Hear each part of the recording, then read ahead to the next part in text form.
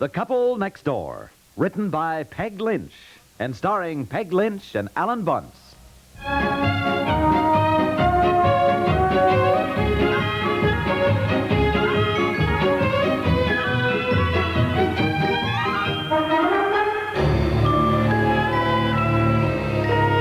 What is it? What are you yelling about? We just got a telegram from the Claytons. From who? The Claytons. John Clayton, people who bought our house here. Oh, yeah, those Claytons. Yeah, what about them? Well, they just sent us a telegram. Listen. Terribly sorry, but unable to delay until October 1st to move in. Please arrange for us to obtain occupancy by September 16th. Thank you, John Clayton. September 16th? I just called him in Cincinnati last Saturday. Explained that our new house wasn't finished. I know. Well, he assured me it didn't matter in the least, he said.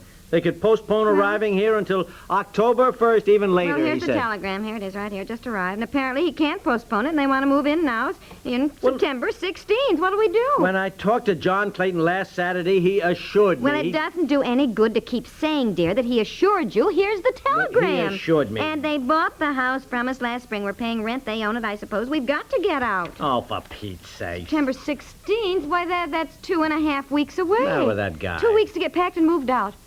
Where'll we go? What's the matter, Mommy? Honestly, nothing, Betsy, honey. Nothing. Do you realize what has to be done? Packing up all the china and dishes, to say nothing of finding a place to live. We won't even have a roof over our head. What's the matter? Nothing, Betsy, darling. Now, look, why do you get her all upset? Well, I'm sorry, darling. I didn't think. Nothing for you to worry about, Betsy, dear. Are we going to have to live outdoors? No, darling. We'll find a place to live. Now, don't worry. Honestly. Hey, even if we did have to live outdoors, wouldn't that be kind of fun, huh? Living in a tent and cooking at a campfire? No, I wouldn't like it at all. Now, wait a minute. If we're renters, can he make us move out? I mean, isn't there some law that says people who rent can't be made to move? They can be made to move if the owner wants to live in the place himself, which is exactly what the Claytons are going to do. But September 16th, dear, what are we going to do? Well, the first thing we're going to do is drive out to the new house and talk to our friend Mr. Dibble and find out when we can move in.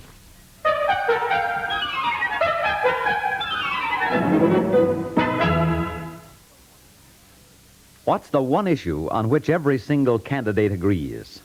Well, there's no doubt about the answer.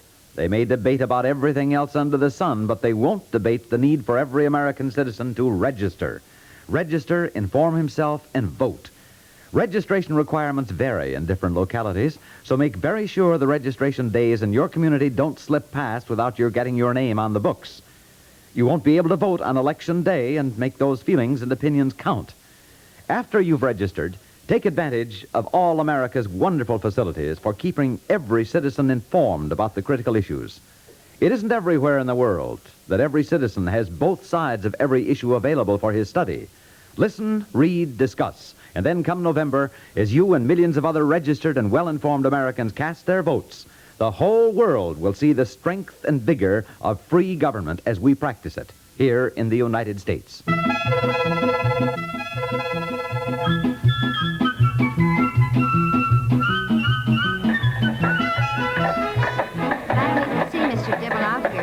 How he expects to get the place finished if he doesn't stay around to supervise. There he is. Where? I'll see you over Yes, there. yes. Oh, Mr. Dibble, can we see you a minute, Mr. Dibble? Doesn't look to me as though they've done anything since last week. It looks just the same. Here really he comes. does. Well, they're putting in wiring and plumbing, stuff like that, I think. Yep. Oh, Mr. Dibble, hi. Look, we've got to be out of our other house now by September 16th. Oh, is that so? Yes, it is. And I'd like to know exactly when we can move into this one. Well, the way things have been going, your guess is as good as mine. Now, look here, Mr. Dibble. When Mr. Rogers recommended you and we hired you as the general contractor, you assured us that the house would be ready by September 1st. Now, isn't that correct? Yep. Well, now, look, here it is August 27th. And from the looks of it, the place is far from ready to be moved into. Yeah. Yep. Well, when do you think it will be? Well, as I say, that's hard to tell. Well, you must have some idea. Yeah, you were so sure it would be ready, Mr. Dibble. You really almost promised us we could move in September 1st. You certainly did. Yep. Well, I didn't know the workman was going to get mumps. I mean, that held things up a bit. And then the bird's nest last week. Another 3 days delay. And then you never told me you was putting in all that old paneling, them old floors and beams. All that's going to take a lot of extra work, cutting them down, fitting them in. all that sort of special, you know. It's going to take extra time. All right, but even so, we must have some idea how much longer it'll take. I mean, we've got to know. Yeah, well, wish I could help you, but as I say, it's hard to tell. Look, why is it almost impossible to pin a general contractor down to a definite date when a house will be finished? Well, it isn't hard to set a date, but that don't mean the house going to be finished. When problems come up, it's out of my hands. Not much I can do about it. Well, do you think it's possible we might move in October 1st? Yeah, possible. Oh, well, that's not too bad, dear. But you know. It's not very probable. See, one thing you can be sure of when you're building a house is that you can never be sure of anything. I'm doing my best. Yeah, I'm sure you are, Mr. Dibble, and we appreciate it. But for the love of Mike, you think you could possibly speed things up a bit so that we could possibly get in by October 1st? I mean, on top of everything else, I can't afford all these delays. Well, neither can I. Yeah, I'm not making any money on this job. No, siree. I wouldn't have taken it if I knew I'd be losing money every day. I'm just as eager as you to get finished. And, speaking of money, I'd appreciate some advance for this next, Advance? Now, look here, Mr. Dibble. That was all agreed between us at the beginning. You bill me for the work that's done each month. The work to be approved by Mr. Rogers before payment. Now, I've certainly kept that agreement. Well, yep, but I got other jobs going, too, and these delays cost me more than I planned on.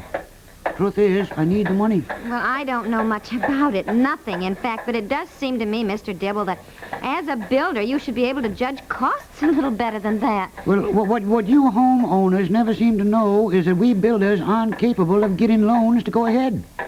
Loans are made by banks on the basis of available inventory. And a builder doesn't have any inventory. Them building materials is all owned by you people or the bank. And to get started on this job, had to borrow $5,000 on a personal note, which my wife signed. Well, I don't understand what Well, now, you're it don't make me feel easy. I mean, knowing if a plank falls on my head here and does me in, that my wife's responsible for paying back that $5,000. Look, I sympathize with your money problems, Mr. Dibble. I got a few money problems of my own. Anyhow, we didn't come out here to talk about money for once. I came out here to But if find he doesn't have money to buy certain building materials, how can he finish the house so we can get into it? Yep, as I said when I first met you both, your wife always has a clear picture of things. Well, with a little advance, it's even probable that you might move in October 1st. Yep.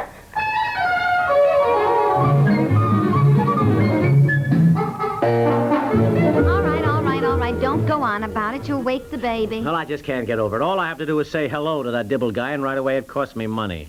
Certainly don't think it was smart to give him an advance on the next payment. Well, we want to speed things up, and maybe it'll help. And in advance is money you'll have to pay out anyhow. Think you better get on down to your office? No, I called, said I'd be late. Can't go to work until we get something decided here. Now, look, if we've got to move out by September 16th, that means we've got to move, well, either into an unfurnished apartment with our furniture or store our furniture and move into a furnished apartment. Oh, I can't bear the thought. And anyhow, I think that's silly for 2 weeks, dear. All the expense of moving the furniture in and out and in and... No. Twice, dear, that would be. It'd be much better to store it. Well, that's expensive. I mean, you got to have it loaded up and stored, then you got to have it loaded up and taken out to the house later, and... Well, at least I'd only have the work of moving once. Can't we stay at a hotel for those 2 weeks? Hotel? Oh, you realize what that would cost? What are we going to do with a dog and 6 rabbits and 2 chickens and 4 turtles in a hotel room? Say nothing of 2 children. Well, maybe we could farm the animals out to a friend for just 2 weeks. What friend? No. Yeah. And 2 weeks, we got no assurance at all that we're going to get into our new house by October 1st. In fact, knowing all I know now about building a house, I'd say we'd be lucky to get in there by spring. Oh, don't say that, dear, Anyhow, really. I think the best thing to do is for you and the children and the animals to go and stay with your mother. Now, maybe I can find an inexpensive rooming house somewhere and drive over to see you weekends. I can't take the children and the animals over to Mother. She's got my Aunt Wilma with her right now, and children make her nervous. And she's scared to death of dogs. In fact, I think she's allergic to them or something. You know, dog fur and cat fur, that sort of thing. Well, all right. How about calling my folks? Maybe you can go and stay with them. No. No, she said. Now, why? I just don't want to. Now, look, Donnie, this is not a question of what we want to do. This is an emergency. Well, I'm not going to go stay with your folks. So please don't go on about it. I'm just not going to do it, that's all. Why? Well, because it would be just too much work. Your mother and I love her, but she just can't stand it unless her house is just so. Oh, I know. I think I'm a neat housekeeper, but your mother... I just think she overdoes it, dear. Everything has to be just so. When we were over there that weekend with the baby, she could hardly stand it with all the formula bottles around and Betsy's toys, a sweater here, a rattler. She was really frantically picking up every single second. Yeah, I know. You can't get a drink of water without washing and wiping the glass instantly and putting it back in its special place in the cupboard. All right. Look, where are we going to live after September 16th? Now, let's face it. In 2 weeks, we are homeless. What does that mean, Daddy? Oh, Pete says, what are you doing under the desk? yes. Aren't we going to have a home? Oh, Betsy, come here to Mommy. Of honest. course we're going to have a home. We're going to have a new home. My goodness, I thought you were still down at the Kendalls playing. Won't I be able to go to school or anything? School? I forgot that. Well, it starts September 3rd. Look in the paper, see if they list any furnished apartments. I'll call a couple of hotels and see what their rates are. All right, dear. Mommy, I'm worried. Oh, now, there's nothing to be worried about. Daddy and Mommy aren't really worried. Are we, Daddy? Oh, no, not at all. Who's worried?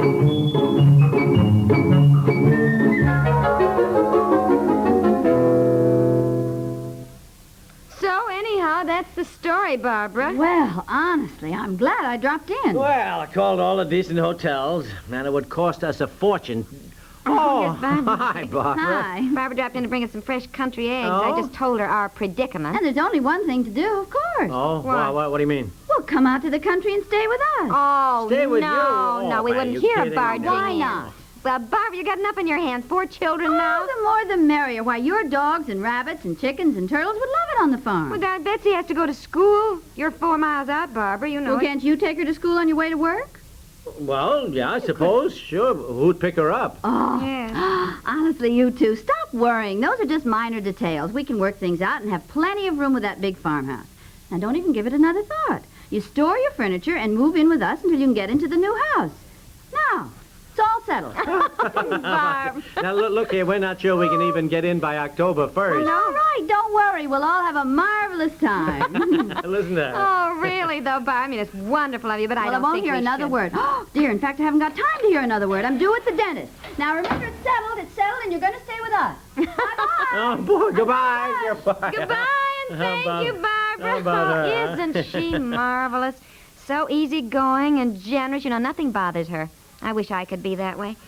Well, our problem is solved, dear. What's the matter? No, I don't know. Nothing, really. Just wondering how it's going to work out. All of us cooped up there. I mean, living with people is something else again. And is Harry going to think this is such a great idea? Oh, look, now stop worrying. Harry is a darling. Now just be grateful. Yeah. Oh, I am. I'm grateful. I'm just wondering how it's going to work out.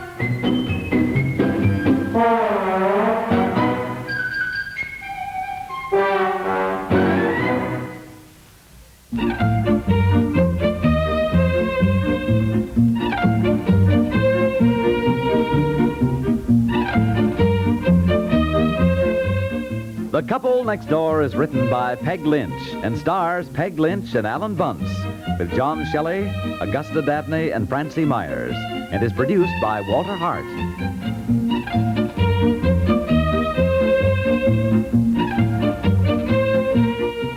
This is Stuart Metz, inviting you to listen again tomorrow for The Couple Next Door.